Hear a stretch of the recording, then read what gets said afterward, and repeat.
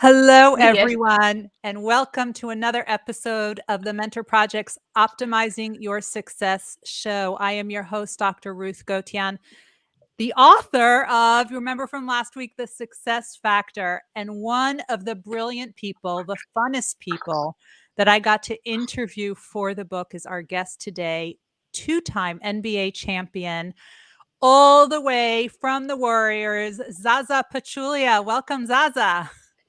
Thanks for having me. It's a pleasure and honor to be here. And Ruth, you just brought the memories of introducing my name to for the game. I mean, this was like literally that exciting. So thank you for that. Really? Thanks for bringing the memories. Yeah, that was amazing. You know what? Maybe I could get a job with the Warriors now. I could do the introductions. So, guys, anyone who's watching, tell us where you are coming in from. We would love to hear where from all over the world you're coming in from.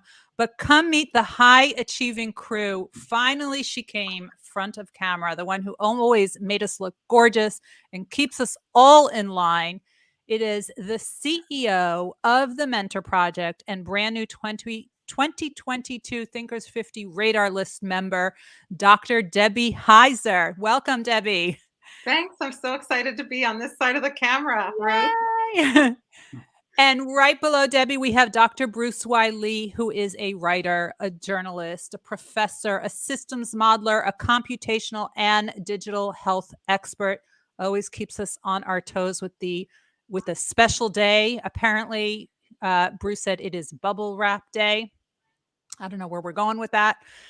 Right next to Bruce is Devin Harris, a three-time Olympian, an original member of the Jamaican bobsledding team. Welcome, Devin. Thank you. And the number one change maker in the world with a special passion to help the millions of people she will never meet, but she's helping them anyway, those people with hearing loss. Welcome, Janice Lentz. Guys, we have Zaza here today. And Zaza, hello, Margaret. Hello from New York. Zaza has spent 16 years with the NBA, which I have learned is triple the amount that most NBA players actually play professionally. Now, Zaza had a very interesting upbringing. We got to chat about it when I was interviewing him for the Success Factor. Zaza, tell us your story, because you're not from San Francisco. I'm not from San Francisco. You're right. Probably can tell from my accent. I was born and raised in Republic of Georgia, Eastern Europe.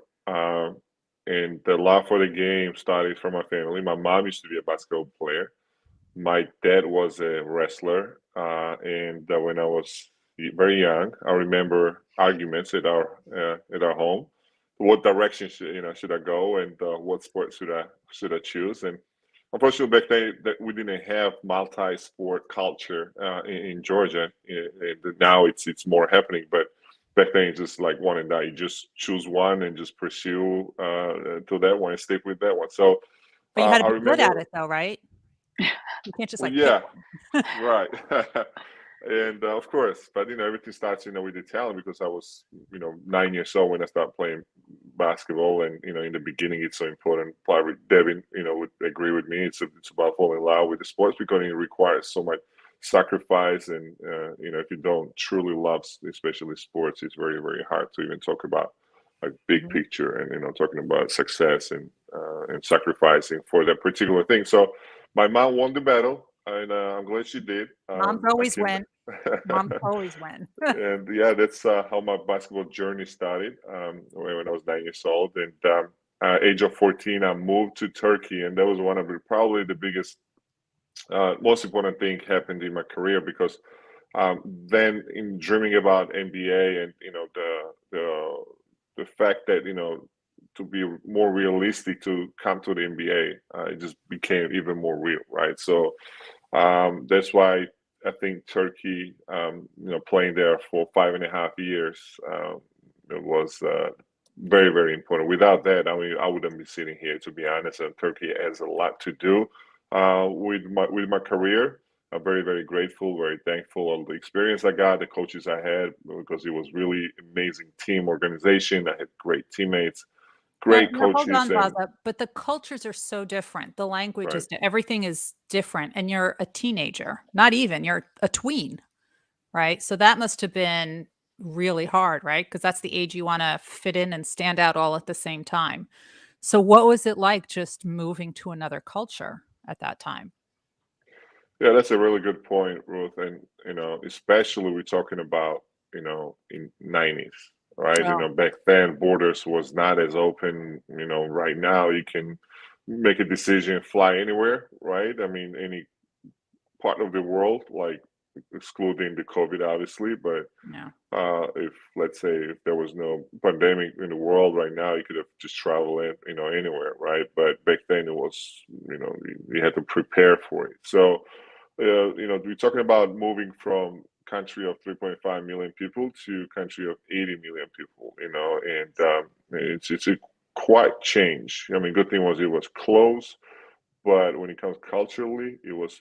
But talking about sports, and I'm sure Debbie, you mentioned, he played, and 3 times he played in the Olympics and participated in all different countries probably. And when you're talking about sports, you have to understand it's a one big family, right? Mm, And especially the basketball, it's so global. NBA, it's so global. You have players from all over the world, representing in a different continent. So you already have a mindset of, what, it doesn't matter of, your origin or, where you're from and et cetera, et cetera, et cetera. We just, basketball unites all of us, and you're nice. not thinking about those kind of challenges, right? And actually, on the other side, it's very interesting because you're just learning something new, something different, and you're just experiencing something amazing. It's a culture, it's education, right? The travel. That's why like sport gives you so much opportunity to learn about different people, the countries, the culture, and the history, and it's been a blessing. Nice. So how long were you in Turkey for? So I was in Turkey for 5.5 years, almost Wow. 6 years. Yeah, So your teen years. yeah. I started as in a youth team, and I was 16 years old when I got called in a professional team, and that was a pretty cool experience. And for me to become a professional basketball player, age of 16, I was the youngest player in the EuroLeague, and played as a professional sport basketball same club for 3 years. And age of 19, I got drafted. I put my name in the NBA draft in 2003.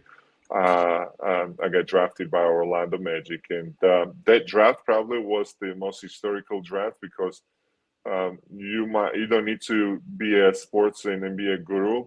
The names I'm going to mention to you, it's going to be very clear. And LeBron James was in that draft, and he was number one pick. And Wow. we had Carmelo Anthony, we had Dwayne Wade, Chris Bosh. It was probably one of the best draft class, that happened, for the last 20 years, I would say. So, Wow. yeah. So Zaza, let me ask you, we have a question here from Aiden, who wants to know what it was like coming to America to play in the NBA. Like, first of all, it's a good question. Thank you, Aiden. For it was a dream. Everything started with a dream, and just to the fact that you achieved the goal. This was not the end. This was beginning of something special, and I was so fortunate and so happy in that moment. And I knew even tougher days and challenges, and fighting for your spot, and kind of paying the dues. Yeah. Actually, it was beginning of the just paying your dues, and obviously, it was a stage. It was different stage in my career, basically, that started. And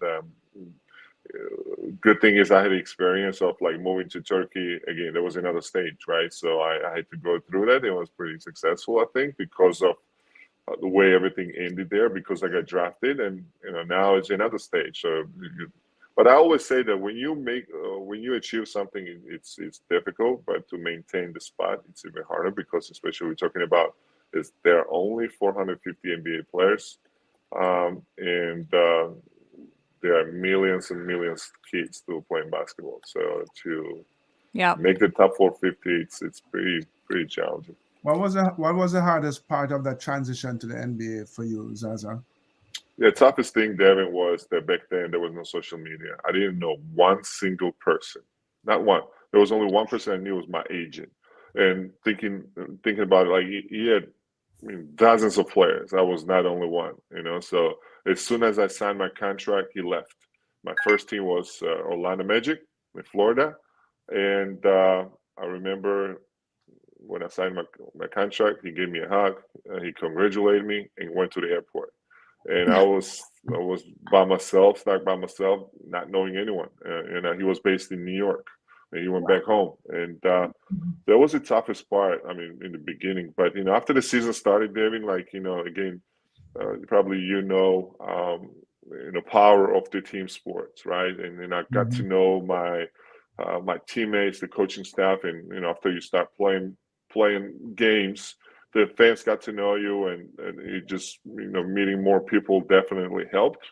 But till then, it was pretty challenging. And then obviously, when you're busy or when you're doing something you truly love and enjoy, and other challenges becoming much more easier, I would say. But it was constant work, hard work, constant, kind of paying attention to details.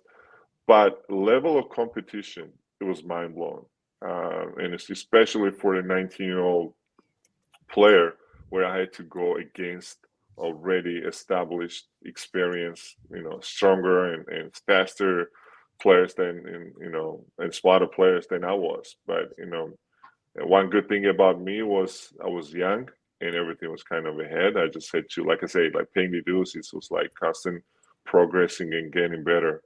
Without it, it was just impossible to maintain the spot. Wow. And we talked about when we interviewed for the book, here you were coming from another country where you didn't know anyone. And all of a sudden you're thrown into this situation, right? And you're thrown into the limelight. And there's all these questions that were new to you. You didn't even know what to ask. And we actually we talked about your taxes, right? How do you file American taxes, right? So those of us who grew up with it, we would know it. But if you're suddenly thrown into the situation, you wouldn't know. And do you remember who you said you actually reached out to for help when you first joined? Yeah, I mean, normally the agent, is helping you with those kind of, kind of off the court staff and challenges. But like what I mentioned about the power of the team, they've been in my situation too. So one of the cool things about NBA and every team I've been to, and as a youngster in the middle of my career and even towards the end, we understand what are the challenges of the newcomer for the rookie player because we've been there, and it's our duty, besides playing basketball, to help the young player, and that happening in every team, and that's happening all the time. So I was fortunate to have amazing veteran players in my team, like Juwan Howard, who is the head coach of the Michigan basketball team, and Grant Hill, is one of the best players they ever in NBA history and legendary, right? So I had him as a teammate, already a veteran. So and plus I had a one European Croatian guy also. Um, he was older than me, and you take any help, you take any advice, and it always helps when you have smart the teammates. Nice. Now, Zaza, let me ask you, you are a member of two NBA championship teams, two, right? And here's a question actually from Josh from San Diego, hey, Josh, who is actually asking on behalf of his 13-year-old son, Roman. He said, how important is team chemistry for a championship team? Now, you've been on a championship team and non-championship team. Tell me the difference about the chemistry between the two. Probably one of the most important tools to have a chemistry. Um, I would say one of the top. I would definitely put it in the top three. Obviously, talent is important, but bottom line, when you have amazing chemistry on and off the court as a team, um, yes, everyone trying to win, but even though, let's say a team doesn't win, it's so much joy that you're really enjoying being there. You're really enjoying being part of something special because there's a lot of teams are having a hard time to achieve the goal that we're talking about, the chemistry. And I think everything starts from the leader of the team. And one of the amazing things I learned during those 2 years, the Warriors, when I was playing for the Warriors, was how important humility is, and that's who Steph Curry is. And this guy showed, like, besides being an amazing player, best shooter in the world in the history of basketball, because he just broke the record. That's right. And but everything starts. You don't meet the person on the field during the game. You meet the person in the locker room, right? I mean, that's how the introduction happens, and then rest counts, right? The practices and the games. But he is a world-class guy. World-class guy, especially if superstar, especially the leader of the team, being such an amazing person. Everything starts there, and everything starts from the leader, and then it goes on. It goes on, it kind of carries down, to all the way to the last 15th player of the team, and it's been amazing 2 years, Ruth, because of what I saw, what I've been part of, beside winning the championship, because like we have like the best chemistry ever, and everybody was talking about it. Every single media, the fans, the way we celebrated, what we enjoyed every single day being together, going out there, winning games, and obviously, once you have this kind of approach, when you have a mix of talent and amazing chemistry, a lot of good things happen. And you can tell, and anybody who watches your social media, you show a lot about that chemistry of the Warriors together and how you are on the court and off the court. And even now that you are no longer playing professionally, what that chemistry is like. So if you haven't followed Zaza yet on social media, I definitely encourage you to do so. And the one thing, Zaza, that you actually introduced me to Coach Steve Kerr, and we had, he's another one of the people who's profiled in the book. And we actually had in-depth conversations about creating that team culture, because it's very important to do that, as you just said. And it you can tell that he put a lot of thought into it and that he brings his values into the game. And it's so interesting to hear from a player's perspective how much that means, because I know the amount of work that he's also put into it. So kudos to you. Someone here had a question who I think I cut off. And I was going to make a comment about the team chemistry, Zaza, because it seems to me that if there's no team chemistry off the court, then nothing good really happens on the court, or it's really difficult to have that success. Yeah, I agree, Devin. That is so true. Everything relationship starts off the court, absolutely. And some of the details I'll share from the Warriors years.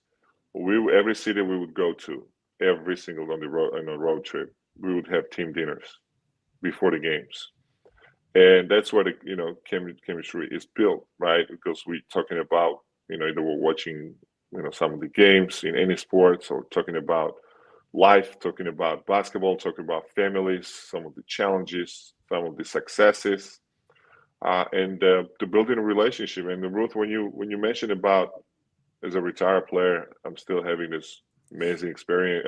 Relationship with those guys. That's because of those conversations and then coming from the chemistry. Because sports is temporary. Like, I wish I could have played basketball all my life, but it's impossible. But relationships goes, all the way. So that's why I'm grateful for the basketball, because it gave me so many amazing friends, and called them friends, and everything continues, obviously. nice. And now you took a turn now that you retired from basketball, right? What are you doing now that you're not spending hours and hours on the court? Yeah, but I'm still in the building. That's I'm right. in the building, yes. And that's what I wanted, and I definitely wanted to stay around the game.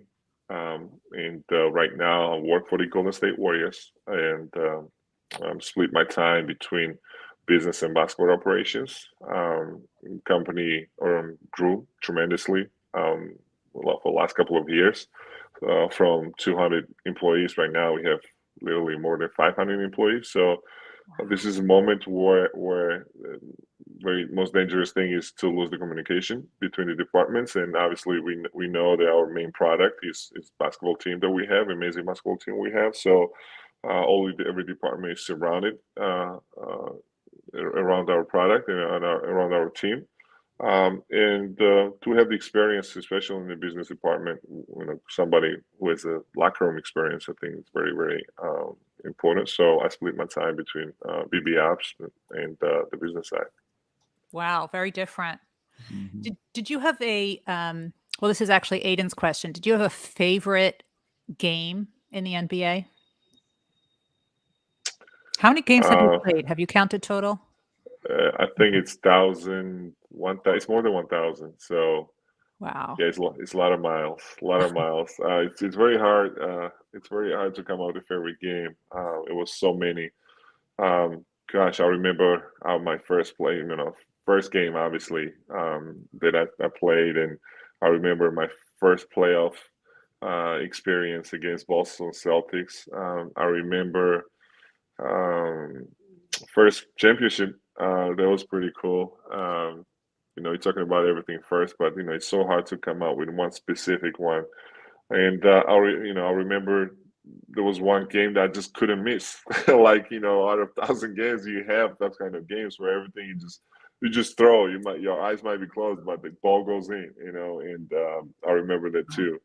I wish it was not like that every single night, but unfortunately, it was not. But It sounds yeah, like every game was special in its own way. absolutely, because like I say, you mentioned, average NBA basketball player is between 4 to 5 years, and you gotta enjoy every single moment of it because, like I say, there are so many factors that can end sooner than Yeah. you think, or sooner than you want to. So that's why it's important to play best way as possible, give you 100%, as well as enjoy every single game. So why do you think you lasted 3 times as long as the average player? It's a good question. I don't know, to be honest. But one thing I'll tell you, I loved, I gave everything I had to this game, everything. I don't. Like looking back. I mean, I cannot say one thing. I wish I have done more. I have worked more or worked harder. So I gave everything I have, and that makes me very proud. And very. I've been fortunate. 16 years. It was a great journey. Nice. One thing I've heard about players like you who are able to stay so long in the NBA is that every year you are like adapting your game and further developing your game. And because the game changed a lot, right? Since you first entered the league, the style of play, the rules, and all those things like that. Maybe you can talk a little bit about how you adapted and changed your game with all those changes. And he got on social media. They didn't have Yep. that when he started. That's a great question and topic, Dr. Lee. A very important one too, because I've seen quite good amount of players who could not adapt this to a new reality, and even we're seeing this in our lives right now, whatever we experiencing, right, because of this pandemic, to adapt to this new reality. There is not normal. There's a new normal, but the thing is, we're not going back where we were 3 years ago. And same thing happened to the game.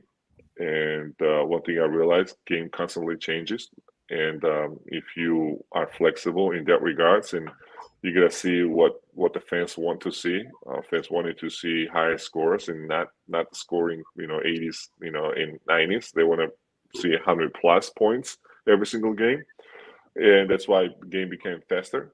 When I first entered in the league, it was more big man, like centers, like myself, was dominating, right? Every single team had 6, 7 centers in the team because back then, Shaquille O'Neal was one of the dominant forces, and to stop him, one player would not be enough, and you need multiple of them. And And nowadays, you see it's more guard oriented team, and per team right now maybe we have one or two true centers. That's it.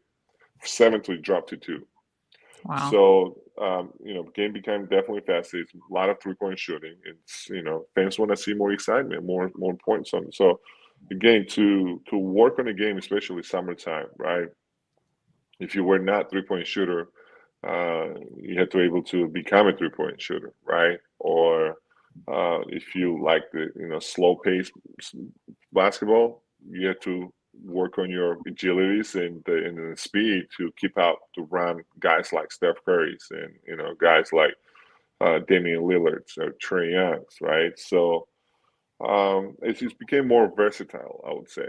And again, it's his skills slash being able to being adapt to this new reality and be creative and to keep up with the speed. So and it's not only a physical part; it's definitely the mental part as well, and just being able to think on the court because you have to like one of the challenges that speed brings is the decision making, right? So it means that game was faster, and you had to make the decision faster on the court. You didn't have as much time as you had in the early 2000s. So, but it's been fun. You experience something different, and you find a way just to make it work. Love it. Okay, I have another question from a 13-year-old before we go to our expert panel. This is from Roman out in San Diego, 13-year-old. He wants to know who you think is the funniest player in the world. Mhm. This is a good one. And there's got to be a story behind it, right? Yeah, there's got to be a story behind it. Gosh, funniest. I never played with Shaq. I know he has a really, really amazing sense of humor. Um, obviously following him and playing against him, following him on social media, it still continues. Even though he's retired now, and that's what he has, and I respect it. I love it, and I appreciate it because like he just being himself and. We've seen him in so many movies, so many commercials, like even to today as a retired player. So, All right, gotta I, follow Shaq. yeah, I love Shaq's sense of humor, to be honest. And How about those you you played you with? can feel the ones I play with. I think Dirk Nowitzki, was another one. He was especially older he got, he got grumpier and everything is grumpy might not be funny, but like, knowing him and knowing his personality, uh, everything was complaining, but in a good way. Nothing. It was not serious. It was more in a good way. And we had amazing. I had one amazing year with him in Dallas and playing for Dallas Mavericks, and he's a legendary. He's one of my dear friend, and um, love him a lot and learned a lot from him. Um, and then overall, I just like as Devin I mentioned about the chemistry.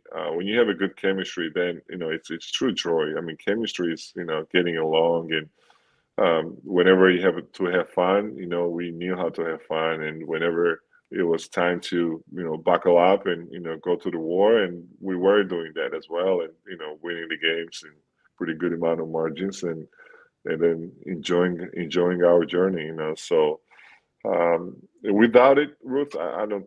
It's going to be so hard because, like I say, basketball and overall sports require a lot of hard work, a lot of sacrifice, a lot of pain, a lot of sweat, and if you don't mix these things with a joy and with some fun, and having in your team like good heart people and people who balances out basically, brings that joy and excitement.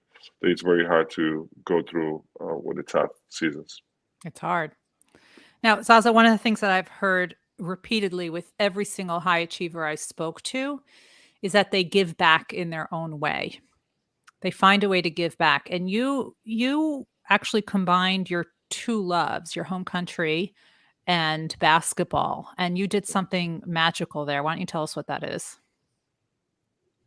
Probably you're referring to the basketball academy that I found in 2015.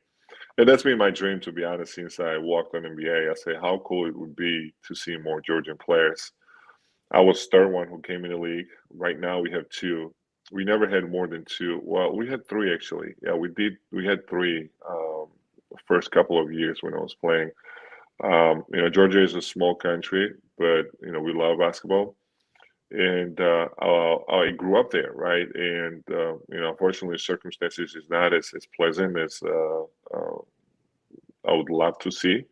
When it comes to infrastructure, with the quality of the league, the games, etc. But there is a lot of talent. So I said, how I can share my experience, how I can help those guys to have the right practices and good practices and a good environment and good infrastructure. So, and I was able to do this in 2015, finally. And we have more than 1,000 kids right now, boys and girls, and ages starts from 6 and up. Then we added a professional basketball team. That way, after finishing the youth basketball, I didn't want them to just leave and go anywhere. So I say, you know what, we're going to continue, keep you guys within the family. So we ended up adopting a professional team. That way, the career continues in the same family, and the growth continues, as well. Because when you look at it, Devin probably knows, one of my favorite stories is with Usain Bolt. I was reading in one of the Olympic Games, he won 9 gold medals, and he only ran a minute and 59 seconds. Just that's it, right under 2 minutes. And I think that when it comes to financial part, I think he made $119 million for that, not even 2 minutes. And everybody was talking about how amazing it was, like, to make $190 million, and he only ran 2 minutes. But nobody was talking about it took him to run the 2 minutes. It took him 20 years to prepare and get ready for it. So the reason why I told this story, first of all, this is one of my favorite stories, to share, especially with the youth. But success doesn't come overnight, so that's why you need to look at it more of a big picture, right? And you're not going to become an NBA player in a year, so that's why it's important to trust the process and continue growing and working hard, and keep getting better every single year. So if you're 18 years old and like you cannot play for academy, because like 18 is the last age for us. And if you need to become a pro, because some players open up a little bit later, right? Because not everybody has the same type of talent, or some of them start a little bit late, so they need more work and more development, and they need to continue doing so. And I just wanted to make sure we cover every single stage of their careers. And that's why we ended up acquiring the professional team. That way, if somebody needed extra 3, 4, 5 years, we were ready for it. So now we have a complete package we can offer, and it's been amazing. Now we already gave more than 20 players. We gave the full scholarships, in D1, D2, D3, in JUCO, in US, and not only US, in Europe as well, both boys and girls. And I'm super happy, super proud of the whole team, that the amount of work they have put, and continuing to share our experiences with our new generations, and giving the opportunity to pursue whatever dreams they might have. And most importantly, we teach them values, whatever sport has to offer. That is the work ethic, the leadership, the teamwork, the discipline, and decision making, right? So anywhere you take this values anywhere, I think it's gonna only help you. So that's why I love the sports. We're talking about now, achieving, to play the highest level. But first of all, it's very difficult to make it there, right? But let's say if it doesn't work out, at least you have something very, very special. These are values that sports has to offer. That's why I put my kids personally in the sports, because I don't know if they're gonna make the top 450. Because, like I say, it's very, very hard. Only talent not enough, right? Or only one day hard work, it's not enough, right? It has to be consistent, and plus, it counts luck, as well, right? The right time, right place, and it has to be everyday thing, not one day thing, right? So for that reason, we don't know what to expect in future, but I am very grateful as a parent that my kids are, learning these values because I know that it's only going to help them. So true. And it's not just the hard work and the talent. You can always tell when someone truly loves it. When they truly love it, they start to work at a different level. They start to play at a different level. It's just completely different. So, Debbie, I really want to get to you because I know you're like percolating with questions. I know you're a remarkable high achiever, and that you're not just a high achiever in one area. You are also very educated. You played basketball, and then you went to Emory and Harvard and Stanford, and you have accomplished a lot. You're also an entrepreneur, and you worked with the kids. I wanted to ask you, when you retired from basketball, was that a difficult transition?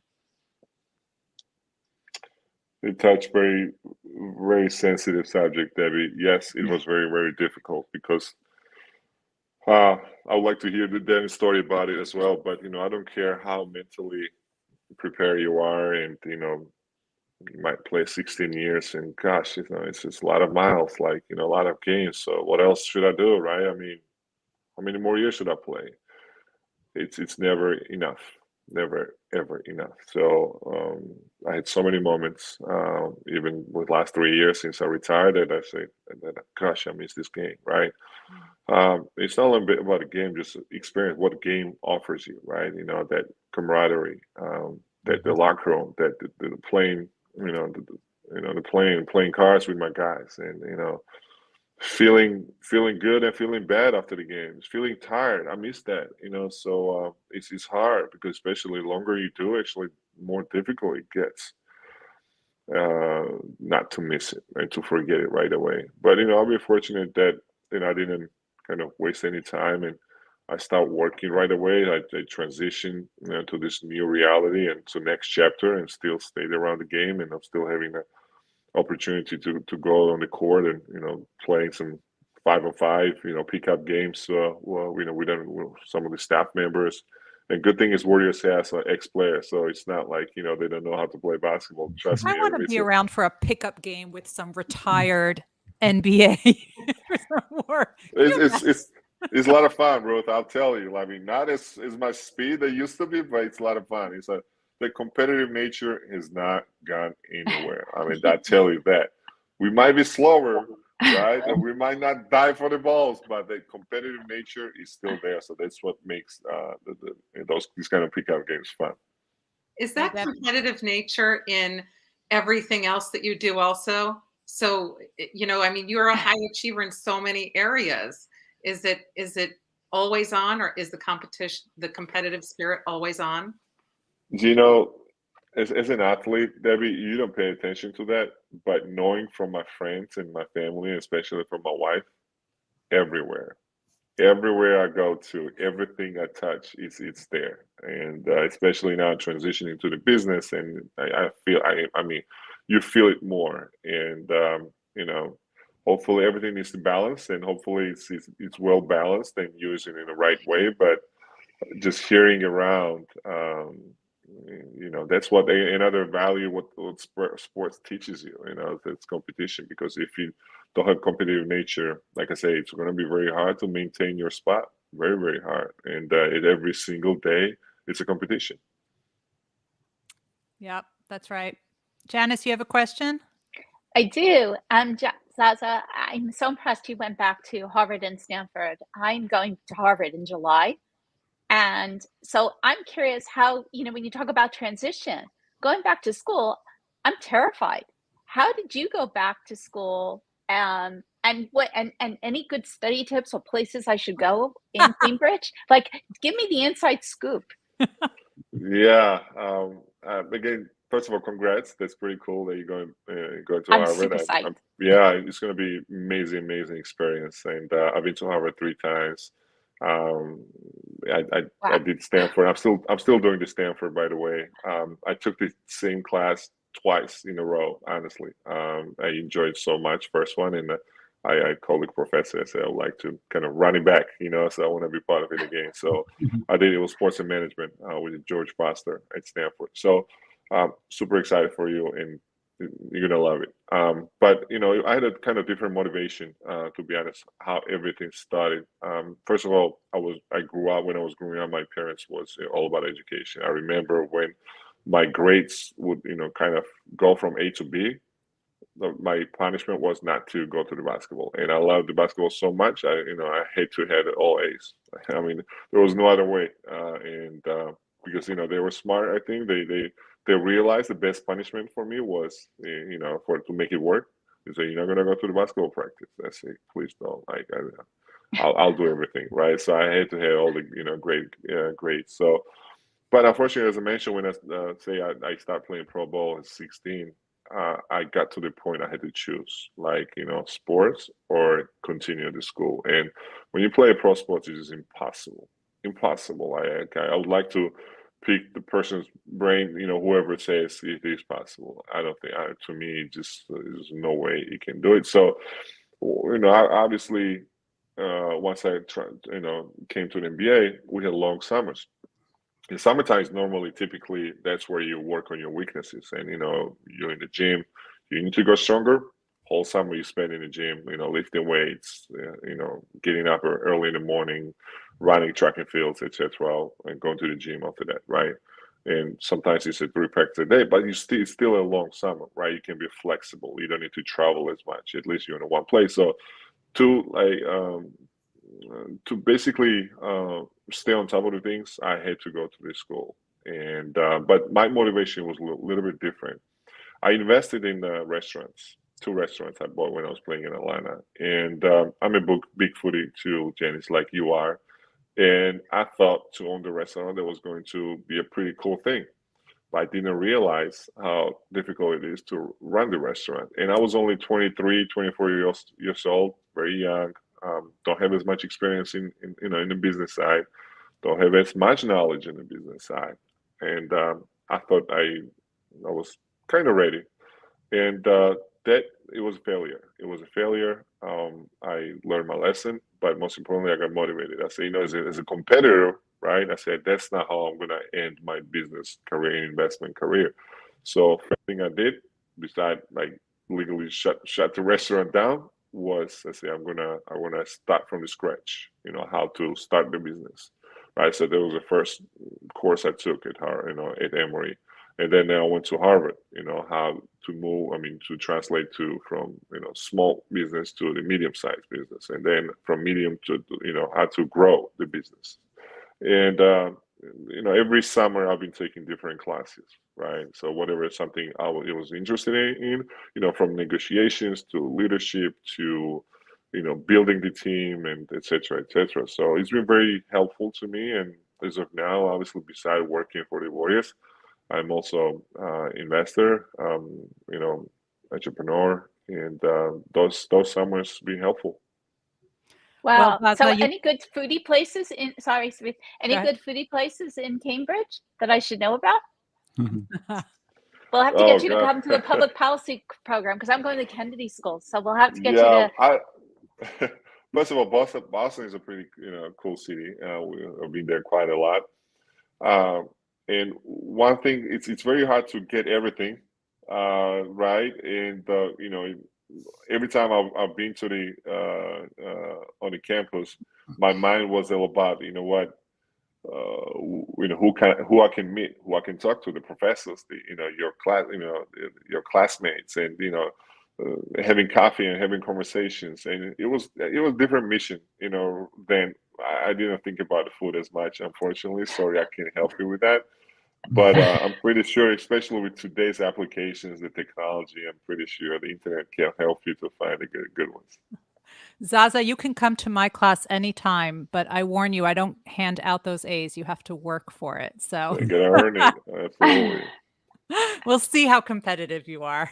Susie, you had a question? You're muted, Susie. Okay. Can you hear me now? Yes, we can. Good. First of all, I want to say that I believe I've seen you play I've been to several of the Warriors games, and it was very, very exciting.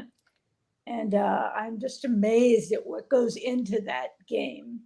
And along those lines, you've touched on it a little bit, but I'm always interested how one part of your life can be helpful in another. For example, you came from a different culture and you came into the basketball culture, but you really learned to communicate and you traveled with your sport as well. So could you give some examples of like how you've learned to talk with people and the resilience that you've learned through the game? How do skills like that translate into work and life? Yeah, that's a great one, Susie. First of all, one thing I realized that there's so many people, there are millions of people that watch basketball, and it's particularly NBA, and not only US, all over the world. And that's the beautiful part of our sports, and especially basketball. And one thing I realized, you never know who's at the game, and besides playing basketball, it's we had a lot of events, right? Either with the community, we're doing, lot of appearances, a lot of giving backs, and kind of sharing your time with the fans, and because it's important, right? I mean, without the fans, sports would not be as exciting as it is. So, for that reason, I realized how basketball is watched globally, or even when I travel, just for the vacation with my family, and especially after winning the championship. Gosh, like I was seeing the Warriors jerseys all over the world, and it was mind blowing to me. So. For that reason, obviously, from the day one, there's a lot of questions because everybody's curious. For example, like how Steph Curry is a teammate, right? Or how is Tracy McGrady? Like, is he working hard, or is he really that talented? Like, he's playing amazing. And tell me about your relationship with Clay. So it automatically, Susie, opens up the dialogues, and it automatically, opens up the conversation, starts the conversations, and you never know who you're talking to.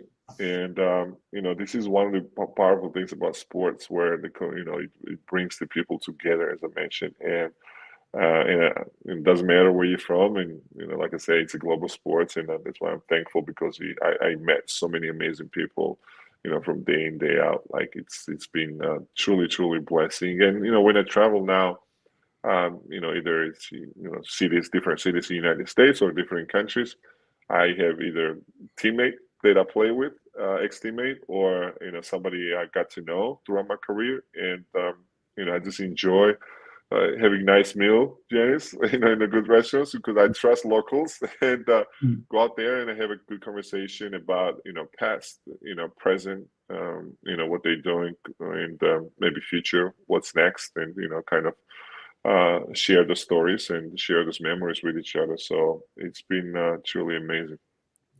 Devin, you seem to be really reflecting on everything Zaza says. Like it really hit home for you.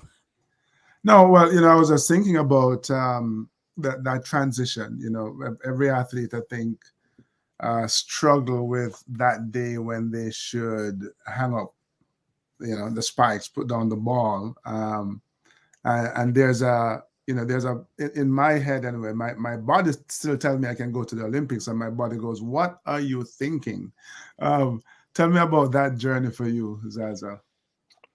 Yeah, I really wanted to play a couple more years, Devin. It's just like I say, and I don't care how much money you have made in your career, financial part and amount of games, amount of years. It's always hard. But then it's the other side of the family thing, and I'm glad you asked me this question, because I think it's very, very important, right? And the family side, and you know, I don't know how it was in your situation, but when basketball is a basketball player, towards the end, you don't sign long contracts, right? All that you get is only 1 year deals, and today it might be one city, tomorrow it might be somewhere else, and in NBA, obviously, you guys probably know you can get traded throughout the season, and you might end up, totally, different city than you started the season, so that's a really, really challenge, especially when you have a family, right? And especially when you have 4 kids, because, for those kids, consistency is very important. And then you really asking yourself and, talking with your significant one, in my situation with my wife, like talking about like, at some point family family always, a priority, but especially towards the end when kids need like never, right? They need consistency. They need to stay, stick with the same school and classmates and and some activities. Then you really have to pick and choose. And obviously, family always wins. It's been like that forever, right? Since day one. But as the younger kids are, like it's okay to move from, let's say, from Dallas to Bay Area, like in my situation, because they were younger, they were in pre-Ks, and it's okay. But there is a moment, right? It's not okay anymore. So. And then you love your family, right? I mean, you love your kids, and you're trying to give them the best education as possible, and teach them as much as possible, and help raise them as right way as possible, right? So for them to be a good people, and for them to have every tool for them to keep chasing the dreams and to be the best themselves. So I think consistency is important, and then that definitely is a winner. And that helped me and that motivated me, Devin. Like where I say, you know what, I'm grateful. I'm grateful what basketball has to offer, and it gave me everything from good and bad and good, right? Because it's not only colorful, because it takes a lot of it's a lot of dark days for us as well, right? When you lose the game or things doesn't go your way, right? So when you fail, when you make a mistake, and or not using the chance. I mean, there's so many dark days we having, and when you're hurting, right, physically, mentally, but you're still getting up, and fans always see the good side of it, right? So, I'm grateful for all that experience because it only made me a better person, in my opinion, and better father, better husband, better friend. And like I say, I wanna raise the kids the right way, and this was the time for me to so you know what, you guys sacrificed for me all this time. Now it's my turn, and here we are as a parent and trying to give them the best possible circumstances as I can. Thank you. I'm curious, based on what you know now, what advice would you have given to your younger self? Uh, that's the that's a tough one, Susan, because you know what, I'm not a believer of like to be perfect. I'm not. I know I'm not, and I'm not expecting as well for me to make the perfect decisions all the time. Even though I'm gonna give my best to do the right things, but it's not gonna be perfect all the time, right? And I don't expect my kids, to be perfect. But whatever happen, it should be whatever happens in anyone's life, it should be a lesson, good or bad. So that's why I'm grateful for my life because whatever happened, it was a lesson. I took something out of it. And to give the advice, it's hard. It's very hard because every situation gave me something.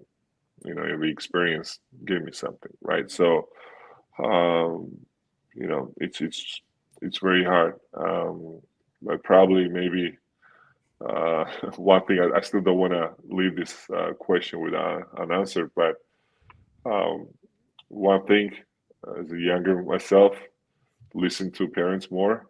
I would say um, because everything happened so early in my career. Um, it felt like it was more freedom. It felt like more independency because I was 16 and I was already making. Actually, I started making money when I was 14.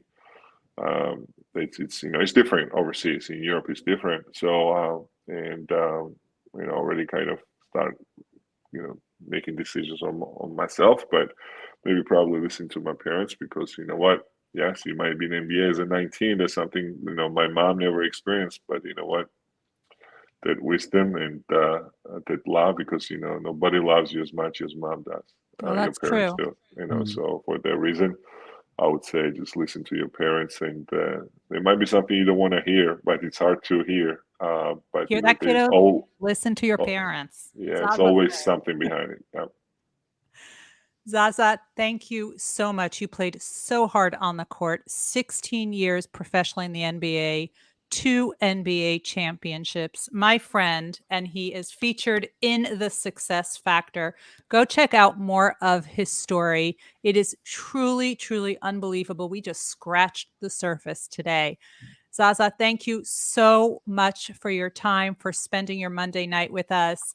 On behalf of Debbie, Bruce, Devin, Janice, Susie, and everyone at the Mentor Project, thank you so much. We truly, truly appreciate your time with us. For those of you who are listening on the podcast, make sure you leave us a rating and review and check out everything the Mentor Project has to offer. Have a good night, everyone. Thanks for having me, guys, and thanks for introducing Ruth. Thanks for introducing these amazing people. I mean, I truly enjoyed it, and you're the rock star. This is the Cool Kids table.